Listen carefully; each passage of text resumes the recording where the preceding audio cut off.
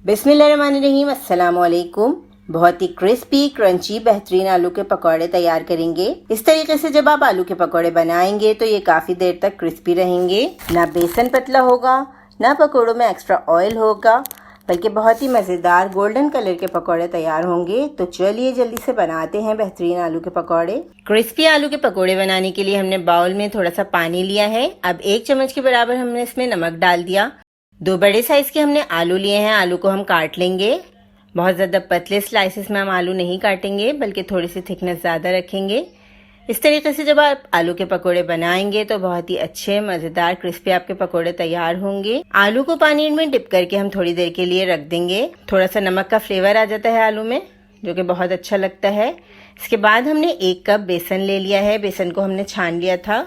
आप भी बेसन को छान के इस्तेमाल कीजिएगा। 4 खाने के चम्मच के बराबर हम इसमें चावल का आटा ऐड करेंगे। आधा चाय का चम्मच हमने इसमें कुटी हुई मिर्चें डाल दी हैं। इसके अलावा हमने इसमें 1 खाने का चम्मच कुटा हुआ धनिया ले लिया है। धनिया को हमने थोड़ा मोटा मोटा सा क्रश कर लिया है।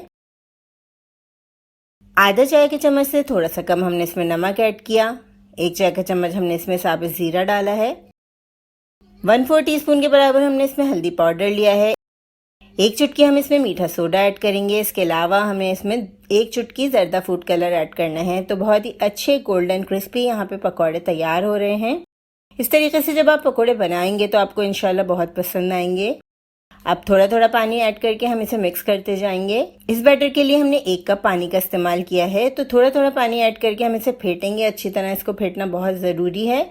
इससे बहुत ही अच्छे फ्लफी आपके पकौड़े तैयार होंगे और काफ़ी देर तक इस तरीके से बनाए हुए पकौड़े क्रिस्पी भी रहते हैं। तो बेसन को हम 3 से 4 मिनट अच्छी तरह फेंट लेंगे। थोड़ा सा हम इसमें हरा धनिया ऐड कर देते हैं। इससे बहुत ही अच्छा कलर भी आ जाता है पकौड़ों में। 1 चाय के चम्मच के बराबर हम इसमें गरम ऑयल ऐड करेंगे और अच्छी तरह से बेसन को फेंट लेंगे। 3 से 4 मिनट बेसन को फेंटना बहुत ज़रूरी है। तो इस तरह से काफ़ी क्रंची पकौड़े तैयार होंगे। यहाँ पे हमने ऑयल को अच्छी तरह गरम कर लिया है मीडियम हाई फ्लेम पर। पकौड़े फ्राई करने से पहले हमने आलू को अच्छी तरह ड्राई कर लिया। किसी भी किचन टॉवल से या नैपकिन वगैरह से आप इसे साफ कर सकते हैं, वो आप ज़रूर साफ कर लीजिएगा। अब एक एक आलू उठा के हम बैटर में डिप करते जाएंगे और पकौड़ों को हम फ्राई करेंगे।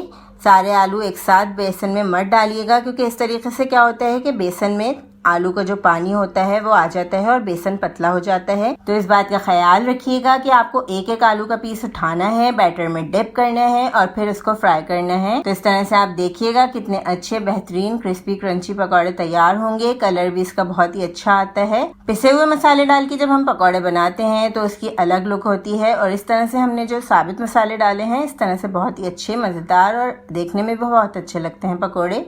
तो बेहतरीन से हमारे यहाँ पे पकौड़े रेडी हो गए। अफ्तार के टाइम पे हम इन्हें एंजॉय करेंगे। अब इन मज़ेदार क्रिस्पी क्रंची पकौड़ों को हम एंजॉय करेंगे इमली और खजूर की चटनी के साथ। अगर आप चटनी की रेसिपी देखना चाहते हैं तो आप हमारे चैनल पे देख सकते हैं, क्योंकि हमने बहुत ही मज़ेदार चटनियों की रेसिपी अपलोड की है।